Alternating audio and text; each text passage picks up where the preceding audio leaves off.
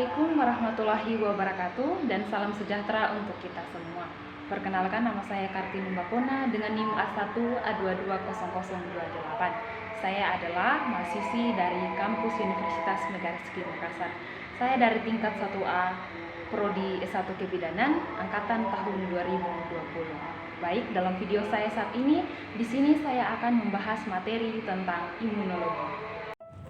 Pengertian imunologi. Imunologi merupakan disiplin ilmu kedokteran yang dalam perkembangannya berakar dari pencegahan dan pengobatan penyakit infeksi dengan ruang lingkup penyakit dan infeksi.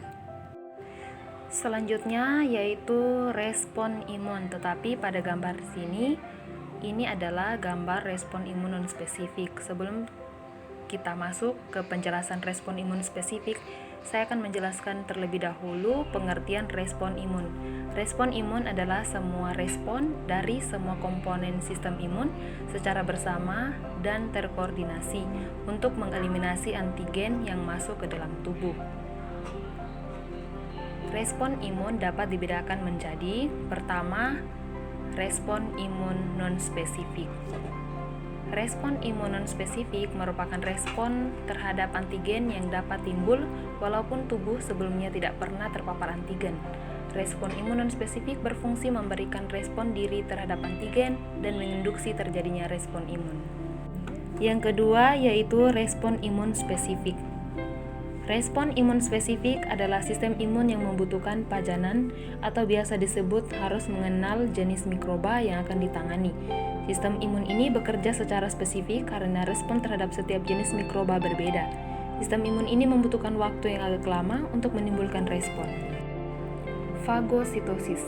Fagositosis adalah proses seluler dari fagosit dan protista yang menggulung partikel padat dengan membran sel dan membentuk fagosom internal.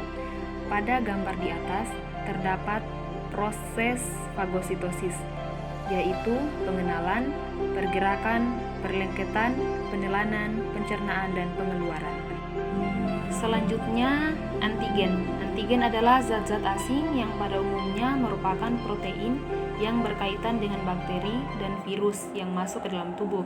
Beberapa jenis antigen berupa olisakarida atau polipeptida yang tergolong makromolekul dengan BM lebih besar 10.000 yang dapat merangsang respon imun dan dapat bereaksi dengan antibodi. Adapun jenis-jenis antigen, pertama berdasarkan determinannya, yaitu unideterminan univalen merupakan jenis epitop 1 dan jumlahnya 1.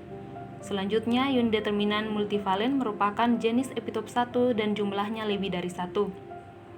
Ketiga, multideterminan univalen merupakan jenis epitop lebih dari 1 dan jumlahnya 1.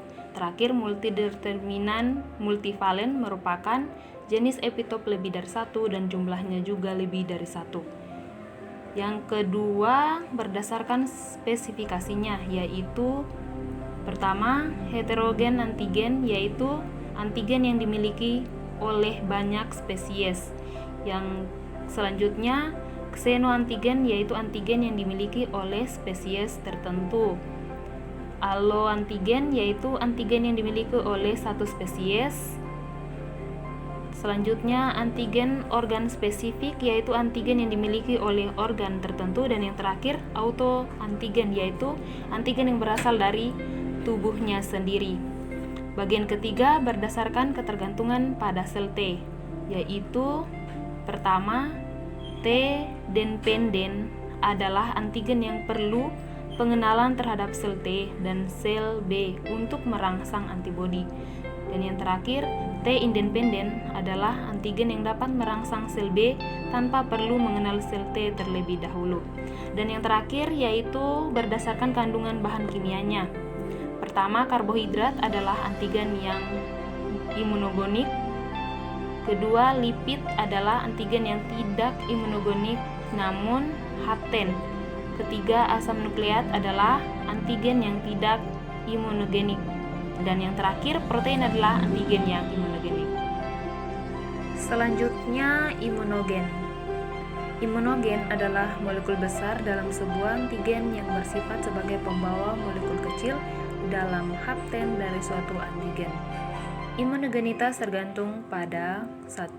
Keasingan, 2. Sifat kimia, 3. Kondisi sistem imun host, 4. Banyaknya antigen yang terekspos, 5. Rute pemberian atau kontak, 6. Sensitivitas metode yang digunakan untuk mengukur respon imun.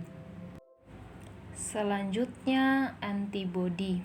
Antibodi adalah zat kimia yang beredar di aliran darah dan termasuk sebagai bagian dari sistem imunitas atau kekebalan tubuh. Antibodi memiliki fungsi penting bagi tubuh, yaitu sebagai benteng pertahanan terhadap virus, bakteri, dan zat beracun yang menjadi penyebab penyakit. Berikut jenis-jenis antibodi. Yang pertama, imunoglobin A, yang kedua imunoglobin E, yang ketiga imunoglobin G, dan yang terakhir imunoglobin M. Dokter merekomendasikan tes antibodi jika seseorang memiliki gejala seperti ruam kulit, alergi, sakit setelah bepergian, sering pilek, sesak nafas, diare yang tak kunjung sembuh, penurunan berat badan tanpa sebab, dan demam. Tes antibodi ini dilakukan untuk mendeteksi penyakit tertentu seperti dermatitis, kontak alergi, eksim atopik, rinitis, alergi, dan asma. Ya, itulah tadi pembahasan seputar materi imunologi. Sekian dari saya. Semoga video ini bermanfaat. Terima kasih.